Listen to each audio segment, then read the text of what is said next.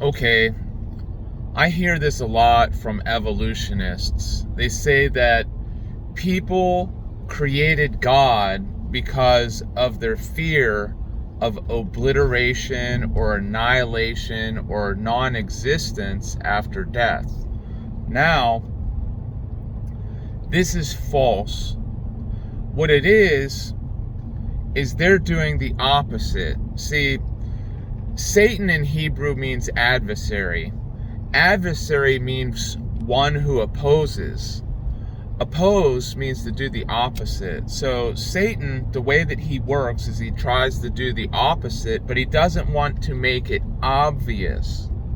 So he puts a little twist into it. So that's what I look for. I look for, the opposite. So if evolutionists say that we create God out of this fear of, not existing after death, then it's the opposite. They're the ones that are afraid. So I started thinking, what are they afraid of? And I noticed this one person I was talking to says he just wants to live his life, the rest of his life out, and from a theological standpoint, I think what he's really trying to say is he wants to just keep sinning and doesn't want to be held accountable. So another thing that I learned from the saints is they said that the people in hell wish that they were annihilated, but they can't be. They're held in existence forever. So I think it's the opposite. These people, they're afraid of God, they're afraid of sin, and they're afraid of hell. So then they create evolution to try to get around that so that they don't have this guilty conscience, so that they can just keep sinning and live their life the way that they want without God. But it's them who are afraid of hell. Hell is far worse than annihilation. So I think they create annihilation and non-existence after death to soothe themselves. They create this evolution belief. And there's nothing to really support evolution. Because right from the beginning, to have a Big Bang makes no sense. For something to explode into existence from nothing, or a uncaused cause.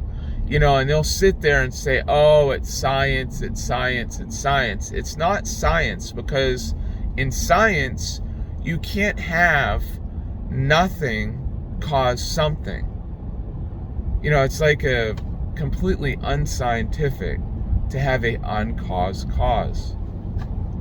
And then it gets even worse. The first cell had to have a full reproductive system from nothing. And then after it was created, it had to have a food supply to sustain its life. A never-ending food supply to sustain its life. So those are just some of the problems. A cell has 100 trillion atoms in it. So it's just impossible. There's not enough time in the universe. The amount of seconds since the Big Bang is 10 to the 90th power.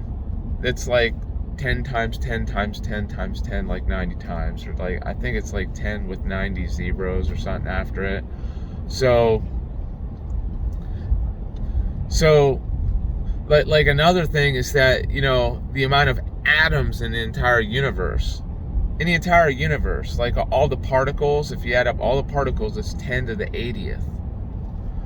But what these evolutionists want you to believe, with their silly evolutionists trying to get around God to soothe their conscience and soothe their, fear of hell, is,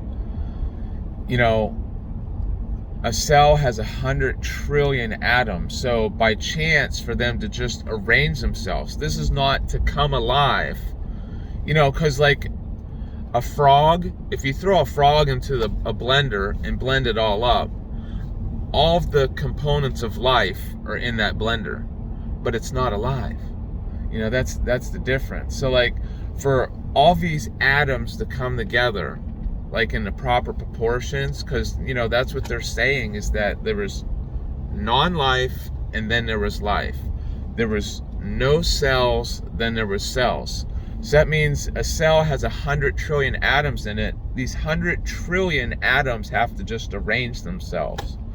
And the chance of that is 10 to the 100 trillionth power.